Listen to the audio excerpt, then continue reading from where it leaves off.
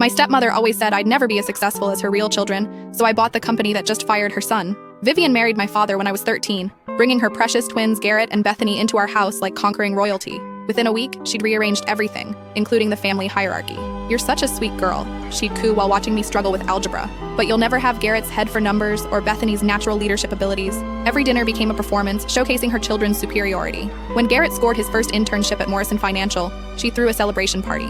When I won the state science fair, she ordered takeout and spent the evening planning Bethany's debutante ball. "Academic achievements are lovely," she told Dad when she thought I couldn't hear. "But real success requires natural charisma. Some children just have it." The pattern continued through high school. Garrett's mediocre grades were proof of his practical intelligence. My perfect SAT scores were test-taking tricks that don't matter in the real world. When I graduated valedictorian, she managed to make my speech about how proud she was of Bethany's cheerleading captaincy. At my MIT acceptance celebration, she pulled me aside with that familiar, patronizing smile. "I don't want you to feel bad when things get difficult," she said. "College is different from high school. You'll be competing against naturally gifted students now." I spent the next 12 years systematically proving her wrong. While Garrett networked his way through business school and landed a cushy position at Morrison Financial through Dad's connections, I built my first software company from my dorm room. While Bethany married a trust fund baby and played trophy wife, I sold that company for 8 figures.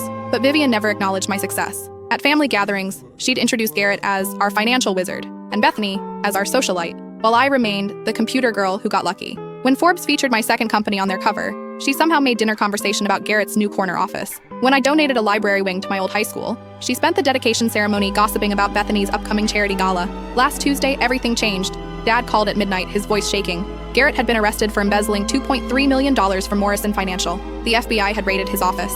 The scandal was hitting every major financial publication. "The family is devastated," Vivian sobbed during our emergency meeting. 20 years of building his reputation, destroyed by one tiny mistake.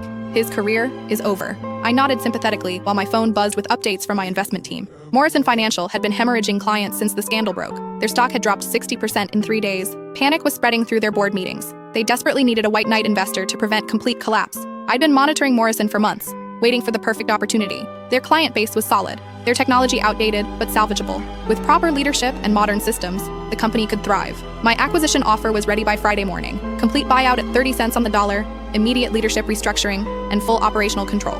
The board voted unanimously to accept before lunch. The announcement went live Monday. Tech executive acquires Morrison Financial in strategic $50 million deal. Vivian called within an hour, screaming, "How could you do this to family? Garrett needs that job to rebuild his reputation."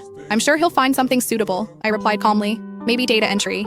I hear prison teaches excellent computer skills." "You spiteful, vindictive. Some children just have it," I interrupted, using her exact words from years ago. "Natural charisma, remember?" I hung up and called my new management team. Garrett's employment records were already being transferred to law enforcement. Funny how natural talent works out in the end.